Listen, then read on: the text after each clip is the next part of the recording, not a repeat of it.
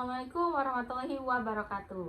Di sini ada saya, Kurnia Citrawati Utami, sebagai pemateri yang akan membawakan materi teori behavioristik. Dan di sini ada rekan saya yang bernama Kak Elsa. Beliau ini sebagai responden, penerima materi yang akan saya jelaskan. Jadi supaya materi ini nih memang betul-betul dipahami. Sehat dulu dengan Kak Elsa. Hai Kak Halo Elsa. semuanya. Oke, langsung saja kita dengarkan materi yang akan kita bahas. Nah, jadi kita kan di sini bakal bahas teori behavioristik nih. Sebelumnya Kak Elsa ini sudah tahu belum apa sih itu teori behavioristik? Oke, sebelumnya itu kalau tentang teori behavioristik ini udah pernah dengar. Yang aku tahu itu teori behavioristik itu adalah stimulus yang didapatkan dari lingkungan. Cuma untuk penjelasan yang lebih lanjutnya itu, yang konsep yang lebih jelasnya itu belum paham-paham banget sih. Mungkin nanti Citra bisa jelasin ya. Oke, langsung ya guys itu ya. Jadi pengertian teori behavioristik ini adalah teori yang mengemukakan bahwa perilaku yang dipengaruhi oleh stimulus dari lingkungan serta penguatan reinforcement dan perubahan dan hukum punishment gitu. Jadi teori ini berfokus pada perubahan perilaku yang dapat diamati sebagai hasil belajar dengan tujuan tertentu. Tujuannya itu seperti apa, Citra? Jadi tujuan utamanya itu tujuannya itu tuh pembelajaran yang sangat meningkat gitu. Jadi peningkatan pembelajaran seperti itu ya guys. Jadi sebagai contoh pola asuh yang otoriter. Jadi dalam keluarga dapat menghasilkan perilaku tertentu seperti pada anak mencari kesempatan kesenangan di luar rumah untuk melarikan diri dari tekanan gitu. Jadi sana ini kalau di rumah itu kayak terlalu dikekang gitu. Nah iya, sehingganya dia itu mencari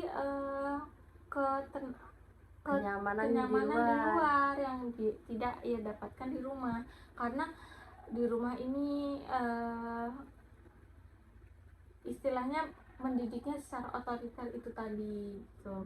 Oke, jadi teori behavioristik ini bisa dibilang stimulus yang dapat dari luar, jadi perubahan tingkah lakunya itu bisa dilihat.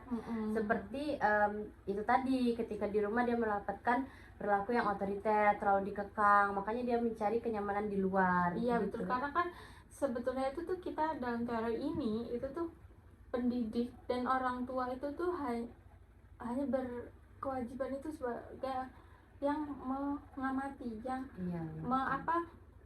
menuntun, mengawasi begitu. Oke. Bisa diterima ya Kak Elsa? Bisa. Oke, nah next ya, kita lanjut materi yang selanjutnya. Nah, jadi tadi kan sudah kita jelaskan tentang pengertian teori behavioristik. Namun teori behavioristik ini ada tiga pengemuka. Yang pertama ada teori Pavlov, yang kedua ada teori Thorndike, yang ketiga ada teori Skinner. Jadi kita jelaskan dulu ya yang teori Pavlov ini. Sebelum Kak Elsa udah pernah dengar belum sih apa itu teori Pavlov? Sebelumnya belum pernah dengar sih untuk teori Pavlov ini. Mungkin Citra bisa jelasin teori Pavlov ini. Oke, jadi gini ya guys. Teori Pavlov ini ditemukan oleh Pavlov, makanya namanya itu teori belajar Pavlov. Nah, melalui ini dia tuh nemuin teori ini karena dia mengeksperimenkan anjingnya. Jadi dalam eksperimen tersebut ini stimulus si anjing ini dipasangkan secara berulang-ulang untuk memunculkan reaksi yang diinginkan. Nah, contohnya itu kayak nih, si anjing itu kan dia sudah dilatih, sudah dibiasakan untuk setiap ia mendengar bunyi lonceng, ia tuh pasti mengeluarkan air liur, dan air liur itu sebagai Respon reaksinya, ya. reaksinya ya betul, respon sebagai reaksinya, dan lonceng dan makanan itu sebagai stimulusnya. Jadi karena dia sudah terbiasa dilatih seperti itu, jadi reaksi daripada tubuh si anjing itu mengeluarkan Air liur. gitu. Jadi teori Pavlov ini teori yang menggambarkan mekanisme stimulus dan respon kemampuan yang sudah terbentuk. Ya. Nah gitu, apakah bisa diterima? Bisa. Oke. Masuk selanjutnya, teori Thorndike. Waduh, teori Thorndike ini juga sebetulnya belum pernah didengar sih sebelumnya. Apa sih teori Thorndike itu, Kak? Baik, jadi gini guys, teori Thorndike itu juga dikenal sebagai teori koneksionisme. Koneksi. Menyatakan bahwa belajar itu melibatkan pembentukan asosiasi antara stimulus dengan respons. Berarti hampir sama kayak teori Pavlov tadi ya, Kak? Hampir ya, mereka itu berkesinambungan. Cuman kalau yang Thorndike ini contohnya itu ya bisa diambil dari perubahan kucing. Misal kalau kucing itu tuh dia ditaruh dalam kotak, terus dimana kucing dia tuh belajar menginjak pedalnya supaya mendapatkan makanan. Jadi dia itu tuh dilatih kalau dia pengen makanan, dia itu harus berusaha sendiri. Jadi kayak dalam mindset pun, dalam pikiran pun, dalam kebiasaan, kalau kita mau makan, dia itu harus bekerja dulu, berusaha terlebih dahulu begitu. Tapi itu masih masuk dengan si teori Pavlov itu karena merangsang stimulus dan mendapatkan respon. Betul. Bisa diterima ya guys ya? Bisa. Oke, next. Oke, selanjutnya masuk materi mastery learning. Sebenarnya apa sih itu mastery learning? Ayo, Kak Elsa, apakah sudah pernah dengar atau sudah tahu nih? Jangan sudah tahu dulu nih mastery learning apa?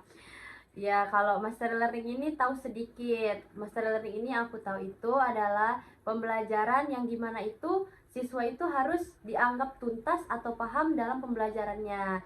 Cuma untuk lebih jelasnya mungkin Kak Citra akan lebih bisa menjelaskan lebih detail ya. Benar banget apa yang dikatakan. Cuman aku bakal ngejelasin secara lebih jelas lagi. Jadi betul, mastery learning ini ada pendekatan sistem pengajaran yang memastikan bahwa siswa itu harus menguasai atau menuntaskan pembelajaran gitu. Jadi kalau misalnya ada nih di kelas tuh ada yang belum kira-kira nih, kan pasti setiap anak itu berbeda-beda guys. Jadi teori behavioristic sistem model ini tadi yang sebelumnya dengan teori mastery learning ini sangat berkesinambungan guys.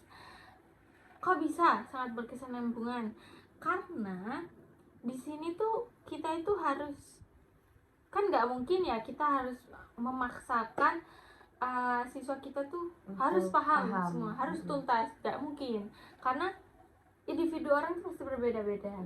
Jadi di sini tuh kita harus memahami, kembali lagi tadi, memahami peserta didik kita. Misal mungkin ini nih anak yang perlu kita ulang-ulang materinya supaya si anak ini paham. Ada yang cukup sekali sudah paham. Jadi kita si teori sebelumnya tadi yang mastery learning model mastery learning dengan behavioristic model itu sangat berkesinambungan guys. Itu jadi ada untungnya gitu memahami dan mengonsepkan, mempetakan kelas itu, yaitu tadi supaya jika rujukan kelas rujukan teori yang behavioristic sistem tadi tidak bisa, terus kita merujuk ke teori mastery Mastery learning. learning. Tapi kan kita sudah ada bekal di behavioristic system Sistem. tadi. Jadi seperti itu guys. Apakah bisa diterima Kak Elsa? Bisa jadi behavioristic system itu berkesinambungan berarti dengan mastery learning ini ya Kak. Bener banget. Jadi itu setiap model teori itu sangat berkesinambungan guys. Gitu Oke. Cukup sih bisa diterima ya Kak ya? Bisa, sangat bisa. Nah, sepertinya cukup. Alhamdulillah ya, pembahasan kita kali ini dapat berjalan dengan lancar. Terima kasih juga untuk Kak Citra yang udah ngejelasin materinya. Ya, terima kasih juga buat Kak Elsa yang mau mendengarkan. Oke, kita cukupkan ya guys ya. Saya akhiri jika kami ada salah kata. Kami mohon maaf. Kepada Allah kami mohon ampun. Kami ucapkan wassalamualaikum warahmatullahi wabarakatuh. Oke, next ya, masuk ke teori Skinner. Sebelumnya Kak Alexan udah tahu belum sih apa itu teori Skinner? Tadi kan Teori yang Pavlov itu sama baru dengar ya. baru dengar sama yang apa tadi? Thorndike ya. Tanda itu juga pernah dengar. Tapi kalau untuk teori Skinner ini udah pernah dengar sih sebelumnya. Tapi yang aku tahu itu cuman teori ini tuh adalah teori yang dimana kalau kita memberikan suatu perilaku itu akan mendapatkan konsekuensi. Cuman untuk konsepan lebih jelasnya belum tahu sih. Coba Kak, gimana itu teori Skinner ini? Baik guys, jadi betul itu teori-teori ini masih berkesinambungan dari teori si Pavlov, Thorndike dengan Skinner ini masih sama-sama stimulus dan respons konteksnya. Namun ada perbedaan dalam teori ini. Kalau teori Skinner ini dia itu pengkondisian operan di mana perilaku dipengaruhi oleh konsekuensi. Jadi akan mendapatkan timbal balik gitu ya Kak. Nah, contohnya nih, kalau misalnya aku seorang guru, kan aku pasti kan pas ngasih materi itu nggak langsung lanjut materi selanjutnya enggak kan. Pasti aku tuh harus mengevaluasi peserta didikku apakah dia tuh sudah betul paham apa yang telah aku sampaikan. Nah, dengan evaluasi itu tuh misal contohnya aku memberikan kesepakatan kepada peserta didik untuk bertanya.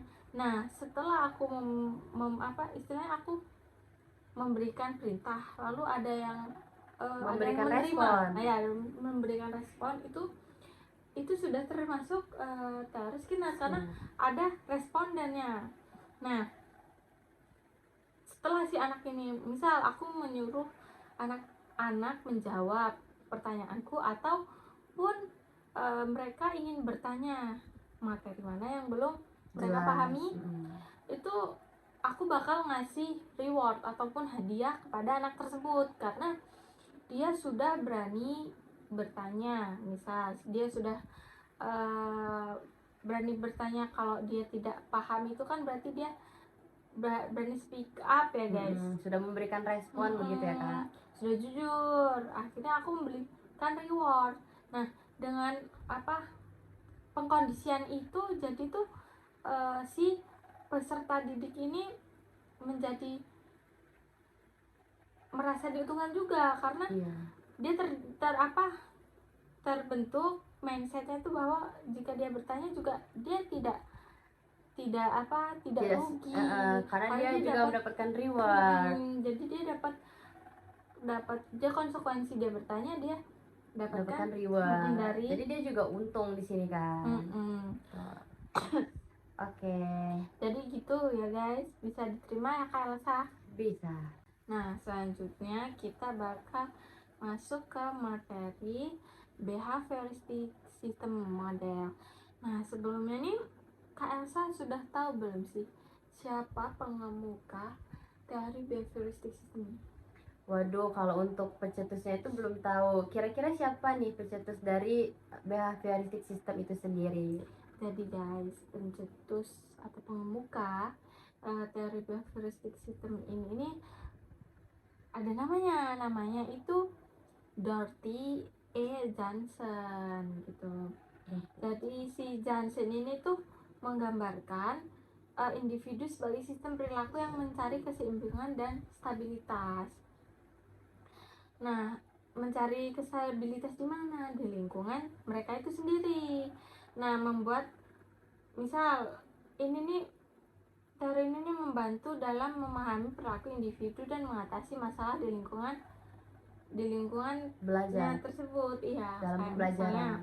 kayak misalnya contoh kalau kita pendidik guru, kita itu harus memahami atau mengkonsepkan apa yang harus kita mengkonsepkan secara pasti gitu. Ini nih tindakan apa yang bakal kita berikan kepada siswa, karena kan tidak semua siswa itu sama guys. Ya, Jadi betul. tidak semua siswa itu skillnya tuh ya sama, jadi kita tuh harus memahami kekurangan peserta didik kita, kelebihan peserta didik kita apa, terus kondisi kelas seperti apa, bagaimana latar belakang siswa peserta didik kita itu seperti apa, emosi sosialnya seperti apa, kita belum tahu kan. Nah, makanya dari situ kita harus benar-benar memahami dulu lingkungan itu, lalu baru kita bisa mengkonsepkan begitu. Setelah kita bisa mengkonsepkan gitu, pasti kan kita tahu nih kita hal terbaik apa yang harus kita berikan kepada siswa kita tadi. Apakah bisa dimengerti nih Kak Elsa nih? Bisa. Jadi sistem behavioristik itu kayak benar-benar harus di pemetaannya tuh harus jelas supaya peserta didiknya tuh mengerti ya Kak. Iya, jadi kayak kita belajar sosiologi Oke. siswa gitu deh. Oke, lanjut ya guys. Lanjut. Oke, selanjutnya masuk materi mastery learning. Sebenarnya apa sih itu mastery learning? Ayo, Kak Elsa apakah sudah pernah dengar atau sudah tahu nih? Jangan sudah tahu dulu nih mastery learning apa? Ya, kalau mastery learning ini tahu sedikit. Mastery learning ini aku tahu itu adalah pembelajaran yang dimana itu siswa itu harus dianggap tuntas atau paham dalam pembelajarannya. Cuma untuk lebih jelasnya mungkin Kak Citra akan lebih bisa menjelaskan lebih detail ya. Bener banget apa yang dikatakan. Cuman aku bakal ngejelasin secara lebih jelas lagi. Gitu. Jadi betul, mastery learning ini ada pendekatan sistem pengajaran yang memastikan bahwa siswa itu harus menguasai atau menuntaskan pembelajaran gitu. Jadi kalau misalnya ada nih di kelas tuh ada yang belum kira-kira nih, kan pasti setiap anak itu berbeda-beda guys. Jadi teori behavioristik sistem model ini tadi yang sebelumnya dengan teori mastery learning ini sangat berkesinambungan guys. Kok bisa sangat berkesinambungan? Karena di sini tuh kita itu harus, kan nggak mungkin ya kita harus memaksakan siswa kita tuh harus paham semua, harus tuntas, nggak mungkin, karena individu orang itu pasti berbeda-beda. Jadi di sini tuh kita harus memahami, kembali lagi tadi, memahami peserta didik kita. Misal mungkin ini nih anak yang perlu kita ulang-ulang materinya supaya si anak ini paham. Ada yang cukup sekali sudah paham. Jadi kita si teori sebelumnya tadi yang mystery learning model dengan mystery learning dengan behavioristic model itu sangat berkesinambungan guys. Itu jadi ada untungnya gitu memahami dan mengonsepkan, mempetakan kelas itu, yaitu tadi supaya jika rujukan kelas rujukan teori yang master behavioristic sistem tadi tidak bisa, terus kita merujuk ke teori master learning. Tapi kan kita sudah ada bekal di behavioristic sistem tadi. Jadi seperti itu guys. Apakah bisa diterima Kak Elsa? Bisa. Jadi behavioristic system itu berkesinambungan berarti dengan mastery learning ini ya Kak. Bener banget. Jadi itu setiap model teori itu sangat berkesinambungan guys. gitu. Oke. Cukup sih, bisa diterima ya Kak ya. Bisa, sangat bisa. Nah, sepertinya cukup, alhamdulillah ya, pembahasan kita kali ini dapat berjalan dengan lancar. Terima kasih juga untuk Kak Citra yang udah ngejelasin materinya. Ya, terima kasih juga buat Kak Elsa yang mau mendengarkan. Oke, kita cukupkan ya guys ya. Saya akhiri, jika kami ada salah kata, kami mohon maaf. Kepada Allah kami mohon ampun. Kami ucapkan wassalamualaikum warahmatullahi wabarakatuh.